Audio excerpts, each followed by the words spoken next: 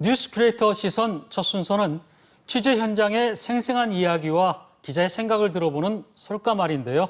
보도국 이수복 기자 나와 있습니다. 어서 오세요. 네, 안녕하세요. 자, 오늘은 어떤 뉴스로 시작합니까? 네, 평범한 회사원이 수면 내시경을 받던 중 돌연 숨졌습니다. 가족들은 이게 의료사고다. 병원 측은 원칙대로 했을 뿐이다. 의견이 첨예하게 대립하는 가운데 갈등은 계속되고 있습니다. 어떤 일인지 관련 뉴스부터 먼저 살펴보시겠습니다. 구급차 한 대가 빠르게 지나가더니 한 남성이 들것에 들려 나옵니다. 지난 26일 낮 12시 30분쯤 대전 서구 둔산동의 한 병원에서 45살 김모 씨가 수면 내시경을 받다가 호흡곤란 증세를 보인 겁니다. 심정지 상태였던 김 씨는 심폐소생술을 받으며 인근 대학병원으로 옮겨졌지만 결국 1시간 뒤 사망 판정을 받았습니다. 유가족들은 마취제인 프로포폴을 3번이나 투여하는 등 센터의 대처가 잘못돼 숨졌다고 주장합니다. 반면 병원 측은 처음에 프로포폴을 100mg 투여한 뒤 마취가 잘 되지 않아 20mg을 추가로 2회 투여했고 100kg이 넘는 김 씨의 무게를 볼 때 기준에 부합하는 양이라고 주장했습니다. 이후 대처도 매뉴얼대로 했다고 밝혔습니다. 경찰은 정확한 사인을 밝히기 위해 1차 부검을 진행했지만 천공 같은 이상 소견을 발견하지 못해 사망 원인을 두고 정밀 조사가 진행될 예정입니다. 네, 건강을 위해서 검진하다가 사망하는 안타까운 일이 발생했는데요. 우선 고인의 명복을 빕니다. 그런데 보통 이제 내시경, 수면 내시경 할 때 어떤 분은 마취 상태로 있다가 깰 때 뭐 개운하다 이런 분도 있고 아니면 정말 머리가 깨질 듯이 아팠다 이런 분들도 있더라고요. 근데 보통 이런 사고가 자주 발생하는 겁니까? 네, 이번 사례와 같은 일이 많지는 않지만 네. 그래도 가끔씩 종종 벌어지곤 있습니다. 당장 지난 2020년 5월이죠. 서울의 한 병원에서 수면 내시경을 받던 60대 남성이 숨졌습니다. 이 부검 결과 그 수면 진정을 위해 투여한 프로포폴에 의해 호흡이 어려워졌고 심정지와 뇌 손상으로 이어져 사망한 것으로 나타났습니다. 또 지난 2017년에도 울산의 한 병원에서 40대 여성이 수면 내시경을 받다가 깨어나지 못했고 그리고 숨졌습니다. 내시경 검사 뒤에 회복실에서 40여 분간 방치됐는데 발견 당시엔 이미 몸이 푸르게 변해 있었고 상급병원으로 옮겨졌지만 결국 의식을 회복하지 못했고 숨졌습니다. 네. 통상 이런 경우에는 환자에게 기저질환이 있거나 아니면은 이 마취 과정에서 좀 문제가 있거나 이 둘 중에 하나일 것 같은데요.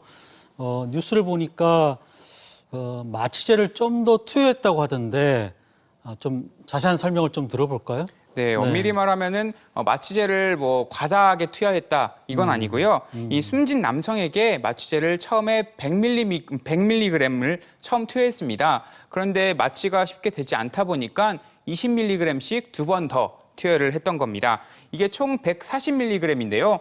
요 보통 사람 몸무게 1kg당 1.5에서 2.5mg씩 투여하는 게 이 기본 기준이라고 합니다. 이 남성이 104kg의 거구인 것으로 미뤄봤을 때 사실 엄청나게 많은 양을 투여했다 이렇게 보기 힘든 거죠. 남성의 몸무게에 비해서는 많은 양은 아니다. 그렇다면 지금 유족들의 주장은 어떤 내용입니까? 네, 일단 아침에 나설 때만 해도 멀쩡하던 사람이 몇 시간 뒤에는 고인이 돼서 돌아왔다. 이런 사실만으로도 굉장히 이제 황망한 감정을 감추지 못하고 있습니다. 또 산소 포화도가 84 정도가 되도록 병원에서 뭐 하고 있었냐 이렇게 입장을 밝히고 있는데요. 보통 90 아래로 떨어지면은 저산소증으로 판단을 하게 됩니다. 근데 84가 되도록 체크도 안 하고 있었냐, 별다른 대처도 없이 사람이 숨지도록 놔뒀냐는 게 유족들의 입장인 겁니다. 방금 유족들이 얘기했다시피 그렇다면 병원의 응급조치 상황은 적절했습니까? 네, 병원 측은 산소 포화도가 떨어져서 호흡곤란이 오길래 기도삽관을 했고 또 심정지까지 오니까 심장 충격기로 심장을 이렇게 충격을 하는 등 이게 매뉴얼대로 행동했다는 입장입니다. 또 검진센터인 이상 추가 대처가 좀 어려우니까 상급병원으로 이송하기 위해서 구급차도 불렀고 구급차로 인도까지 했다. 이런 게 좀 모두가 이제 할 수 있는 조치를 다 했다는 입장입니다. 조치를 다 했다. 네. 그런데 이 뉴스를 보고 저나 또 뭐 많은 시청자들이 걱정하는 부분이 있어요. 사실 그 대장 내시경 같은 경우는 수면을 안 하면 좀 어렵잖아요. 결국 이제 수면을 받을 수밖에 없는데 그러면 앞으로 어떻게 해야 되는 겁니까? 네, 보통 수면 내시경, 비수면 내시경 비율이 한 8대 2 정도인데요. 그만큼 수면 내시경을 하시는 분들이 많은 겁니다. 그래서 병원을 선택할 때 조금 더 신중하게 생각하셔야 할 듯 싶습니다. 단순히 이제 싼 가격만 보고서 선택할 게 아니라 검사 전 문진은 제대로 꼼꼼하게 하는지, 그리고 또 응급 의료기기들이 잘 갖춰져 있는지 살피셔야 하고요. 또 일부 검진 의료기관에선 마취 전문의가 있는 경우도 있으니까 이 점 꼭 참고하시면 좋을 듯 싶습니다. 그리고 무엇보다 자신의 몸을 병원에 맡기는 거니까요. 내가 마취제에 알레르기가 있는지 사전에 좀 검사도 해보는 것도 좋은 방법일 듯 싶습니다.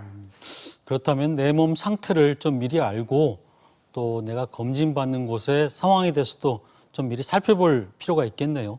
네. 다음 뉴스는 어떤 뉴스입니까? 네, 보상금을 노리고 개발 예정인 땅에 나무를 심었습니다.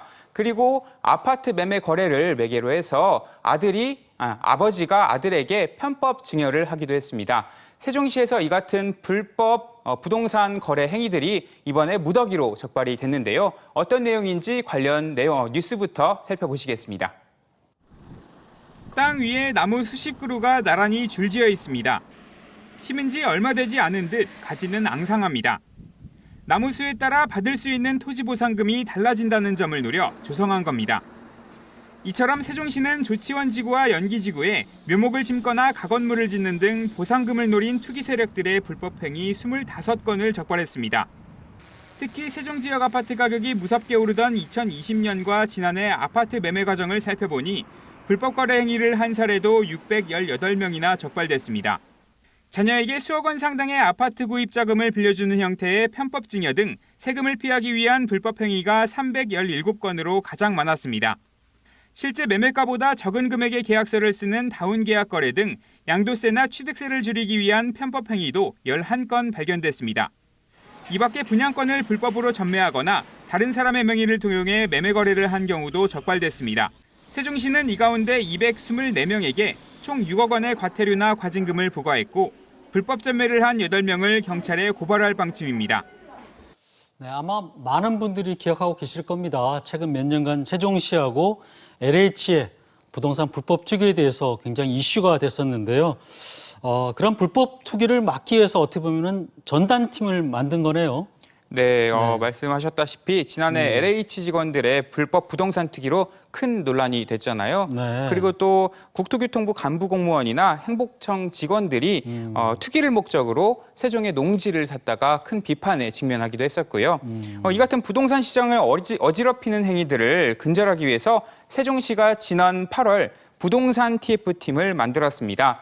법무법인에서 부동산 전문가들을 직접 영입을 하기도 했고요. 이런 사람들을 모아서 본격적인 조사에 들어갔던 겁니다. 그리고 이번에 이렇게 무더기 적발된 게 어쩌면 그 첫 작품이다. 이렇게 볼 수가 있습니다. 그러니까 세종시가 적극적으로 나서서 전수조사를 벌인 거라고 볼 수 있는데 적발 건수가 굉장히 많아요. 네, 맞습니다. 특히 지난 2020년하고 지난해 그 세종 부동산 시장이 정말 뜨거웠잖아요. 네. 그래서 이제 아파트 가격은 천정부지로 치솟고 또 그만큼 거래량도 많았는데요. 이 가운데 불법 또 혹은 편법 거래들이 이제 좀 포착이 됐던 겁니다. 네. 그리고 이걸 조사해 보니까 이렇게 무더기로 적발이 됐던 거고요. 이번에 일단 이렇게 조사해가지고 많이 적발됨으로써 좀 속 시원하다 이런 분들도 있는데 이후 조치는 어떻게 되는 겁니까? 네, 일단 200명 넘는 사람들에게 과태료나 과징금이 부과됐고요. 이 중 특히 심하다고 판단되는 불법 전매 사례 8건에 대해서는 세종시가 경찰에 고발을 했고 또 고발을 준비 중이라고 밝혔습니다. 네. 근데 이렇게 단속하고 조사해도 교묘하게 피하는 이 투기꾼들이 여전히 있잖아요. 지속해서 단속을 계속 해야 될 것 같은데 어떻습니까? 네, 앞으로 세종시는 특히 하반기에 네. 땅 투기 중심으로 집중 조사를 펼친다는 계획입니다. 투기 세력이 들어온 정황을 이미 확보를 했고요. 네. 또 한 개의 토지에 100명이 넘는 사람들이 지분을 쪼개서 구매 거래한 사실도 어느 정도 파악을 한 상황입니다. 약 500명 정도 이렇게 특정을 했고 토지 기획 조사를 펼쳐서 불법 행위가 확인이 되면은 강하게 대응하겠다. 이런 의지가 확고한 상황입니다. 이렇기 때문에 세종에서 무리하게 불법 행위로 그 땅을 불법 행위까지 하면서 땅으로 재미를 본다는 생각은 갖지 않으시는 게 좋을 듯 싶습니다. 제가 알기로 이수복 기자도 세종에 살죠. 네, 맞습니다. 자가라면 뭐 땅값이나 집값이 많이 올라서 기분이 좋았을 텐데 네. 어떻습니까? 저도 말씀하셨다시피 네. 세종에 살고 있고 곧 세종 내 다른 지역으로 이사를 가는데요. 예. 네, 아쉽게도 전세 살고 있습니다. 이렇게 아파트 한 채도 갖기 힘든데 예. 솔직히 취재를 하면서 좀 다른 세상에 살고 있다 그런 느낌이 들어서 허무한 감정이 많이 들었습니다. 네. 아마 부동산 불법 투기가 사라진다면은 집을 갖는 게 더 빨라질 수도 있을 거라고 생각이 드네요. 네, 이수복 기자 수고했습니다. 감사합니다.